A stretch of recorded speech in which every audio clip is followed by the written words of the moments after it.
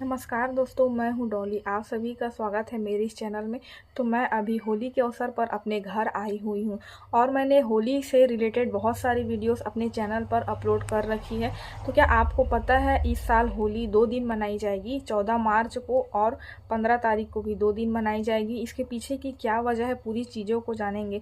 साथ ही मैं इसके अगले वीडियो में बताऊँगी कि चंद्र ग्रहण कब लग रहा है, क्या वो भारत में दिखाई देगा और इस चंद्र ग्रहण के कारण किन किन राशियों पर क्या प्रभाव पड़ने वाला है। तो पहले जान लेते हैं होलिका दहन का शुभ मुहूर्त। होलिका दहन मनाया जाएगा 13 अप्रैल को रात को 10:35 पर। 10:35 के बाद होलिका दहन मनाया जाएगा। 10:35 के पहले पर भद्रा काल रहेगा और आपको पता होगा कि भद्रा पर कभी भी कोई भी शुभ कार्यों को नहीं करना चाहिए। और होलिका दहन रात को ही क्यों मनाया जाता है, चाहे होलिका दहन हो, दशहरा हो, बाकी की सारी चीज़ों रात को मनाया जाता है क्योंकि ये सभी चीज़ें जो हुई है असलियत में वो रात के काल में ही हुई है। जैसे कि कृष्ण जन्मोत्सव रात को मनाया जाता है, रामनवमी दोपहर को 12 बजे मनाया जाता है क्योंकि कृष्ण जी का जन्म रात को ही 12 बजे हुआ था। इसी कारण से हम लोग कृष्ण जन्माष्टमी, कृष्ण जन्म उत्सव का जो पर्व है, जो जन्म होता है, वो 12 बजे ही मनाते हैं। होलिका दहन की तिथि रहेगी 13 मार्च को रात को होलिका दहन किया जाएगा। और अगर आप किसी कारण से 13 अप्रैल को होलिका दहन नहीं कर पाते हैं तो आप 14 अप्रैल को कर सकते हैं। जो होली का दिन है 14 अप्रैल को आप दोपहर 12:05 तक कर सकते हैं, अगर आप किसी कारणवश रात के समय होलिका दहन की पूजा नहीं कर पाएंगे।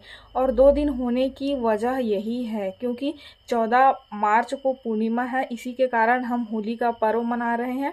और रही बात वृंदावन काशी में, तो वहाँ तो 5 दिनों तक होली मनाया जाता है। अलग अलग जगहों पर होली का अलग अलग महत्व है और अलग अलग तिथि पर मनाया जाता है। तो साल 2025 में होली 2 दिन मनाया जा रहा है, 14 मार्च को और 15 मार्च को। 14 मार्च को बहुत सी जगहों पर होलिका दहन होगा और 15 मार्च को होली का पर्व मनाया जाएगा। होलिका दहन का समय रहेगा 13 मार्च को रात्रि में 11:23 से लेकर 14 मार्च को दोपहर 12:30 बजे तक।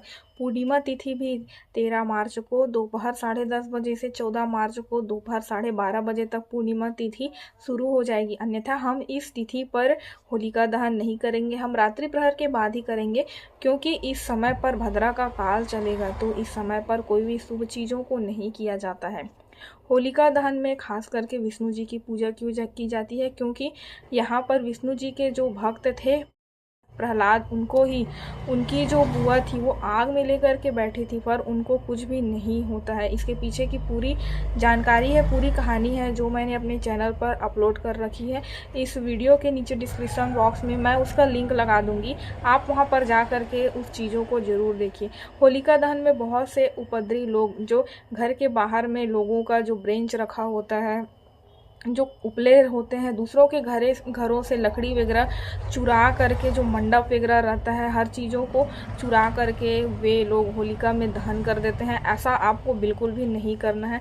होलिका दहन में आप स्वयं की चीज़ों को जा करके जलाइए, जैसे कि आप आम की लकड़ियाँ हो गई, उपले हो गए, ये सब चीज़ों को आप स्वयं के हाथों से जलाइए। आप कोई भी गलत कार्य नहीं करें क्योंकि ये होली का पर्व ही है कि आपको कोई भी गलत कार्य नहीं करना है। नकारात्मकता आ रही है, आप किसी चीज़ में सफल नहीं हो रहे हैं, तो उन चीज़ों को आप प्रॉपर एक कागज़ में लिख करके उस होलिका दहन में दहन करके आइए। आप अपने घर से होलिका में उपले लेकर के जाइए, बांस की लकड़ियाँ या कुछ भी अच्छे कपड़े हैं उन चीज़ों को दहन करिए। और आप तालाब के किनारे वाले जहाँ पर होलिका दहन हो रहा है, गंदी जगहों पर, वहाँ पर जा कर के आप कभी भी होलिका दहन ना करें।